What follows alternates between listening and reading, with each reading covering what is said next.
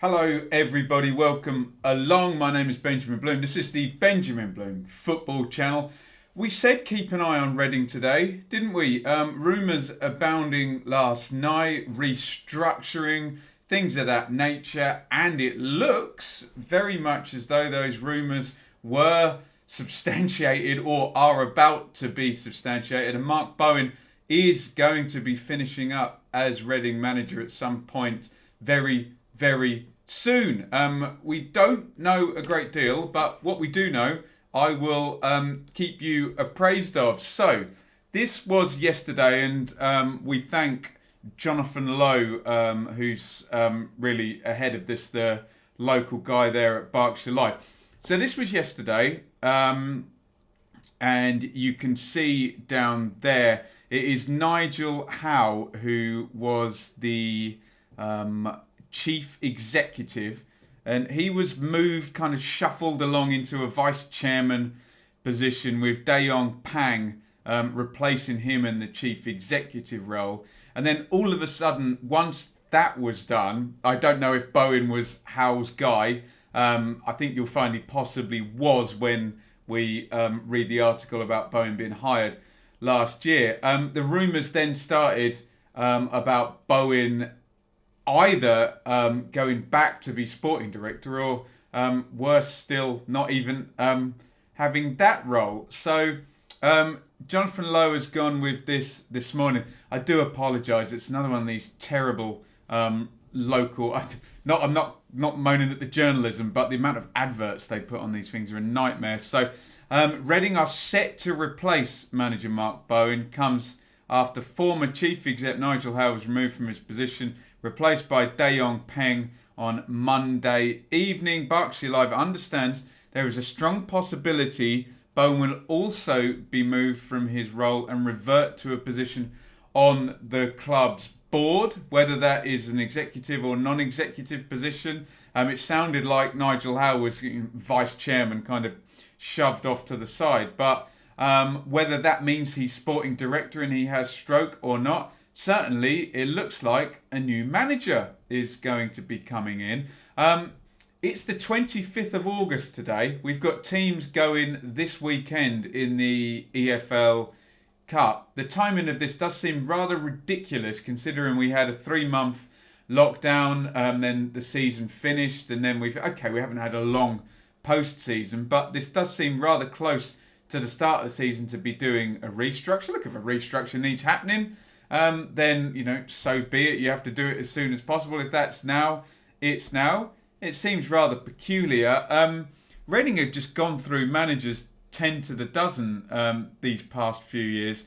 There's the list from Nigel Adkins there in 2013. He did 80 games.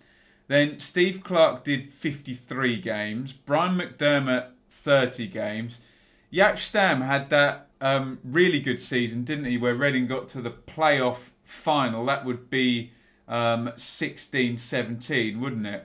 Lost on penalties to Huddersfield. I would think that would be the end of parachute payments there at Reading, or maybe the first season without them. Someone fact check me on that, no doubt. So Stam then goes through to the end of the next season, and then Paul Clement, who seems very good at job interviews, managing to get jobs after not doing very good jobs. You can see 23% on the win percentage. They're only 7 in 30 games there. Then Jose Gomez does pretty much a year, or just under a year, 291 days, leading us to the 9th of October last season. Some rumours of a bit of a fallout with some tenured players. Gunter, McCleary, people mentioned they're shoved to one side and out of the squad towards the start of last season. Remember, Reading had a reasonable start, and Pushkas joined up there up top for a big fee, and then it crumbled fairly quickly, let's just say, after that. So in came Mark Bowen, and there was a lot of kind of chitter-chatter about this because Mark Bowen was the sporting director, and there was this sense of, well, it's Mark Bowen's job to oversee the management and the philosophy side. Has he essentially appointed himself. That didn't seem to be the case. We've got a quote there from Nigel Howe. In the relatively short period of time that Mark has already spent at Reading, he's commanded respect and admiration from all who've worked alongside him. He came at a critical period last season to help us retain our championship status, and had an immediate impact. So the idea that he was Nigel Howe's guy, who's just been moved off now from chief exec to vice chairman, may be true there, looking at those quotes. Bowen, very, very experienced, obviously a Mark Hughes guy, wasn't he, with Birmingham and various other clubs where Hughes had been. You'd normally see Mark Bowen next to him. So experienced guy, and he did a good job, really. If you look at the start there on the fixtures from October through to the new year, look at that, 8 wins and 3 draws and 3 defeats. Really, really decent start by Bowen. Tailed off there, you can see, into January, coming up to lockdown. He did have 3 wins in 5 going into lockdown, but a bit of a on-the-beach type finish there. A couple of wins there against Charlton and Luton towards the end of the season, ending with 3 straight defeats, 5 defeats in the last 8. But I suppose, given COVID and all that stuff, you can give a little bit of a pass there. But there was a sense that he'd done well, particularly at the start of the run, where there was a lot of scepticism, particularly coming from the sporting director position into the management position. Certainly proved me wrong and did a decent job there. So this is a bit of a weird one, a restructure. We'll wait and see who comes in. Does Dao Yong Peng have a guy that he wants to put into that position? We will find out. I'm sure the normal names, Chris Hute and Mick McCarthy, will get mentioned now, and I suppose there's Eddie Howe there, although you'd expect him to be thinking about the Premier League, the sort of recycled names that will come in. Or do they have someone else in mind? We will find out. That's what's left there. You would say that the Ajaria deal was good last season, alone converting. So you've got assets there, particularly Ajaria, Swift and Maite. I like that you can build around. Is there a need to sell? Remember, Reading have been a parachute team and transitioned away from doing that. Always hard. Cost cutting, wages cutting has to happen. Player sales have to happen. Big links with Swift and Sheffield United, amongst other clubs. So you would think there would be sales happening.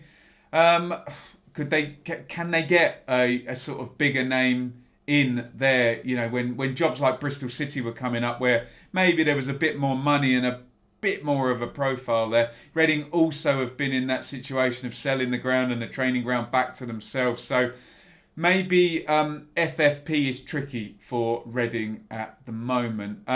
Get your thoughts in on this one.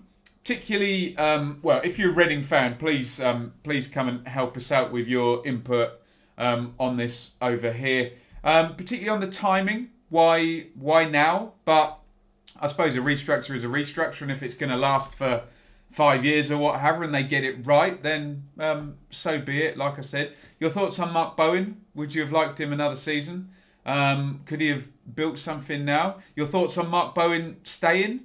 Is that the right thing to do? Maybe it was the plan all along. Who knows? Does seem a little bit peculiar the way this is playing out. But hey, Reading has been quite peculiar for the last few years in terms of hirings and firings. And who do you anticipate coming in when this is all confirmed? It does seem fairly certain to happen now, given how heavy Jonathan Lowe, and we thank him for his coverage, has gone in Berkshire Live. So let me know your thoughts on all of that. Mark Bowen stepping aside, shuffled over, fired basically, and a new Reading manager and a new structure being brought in. Let me know what you think.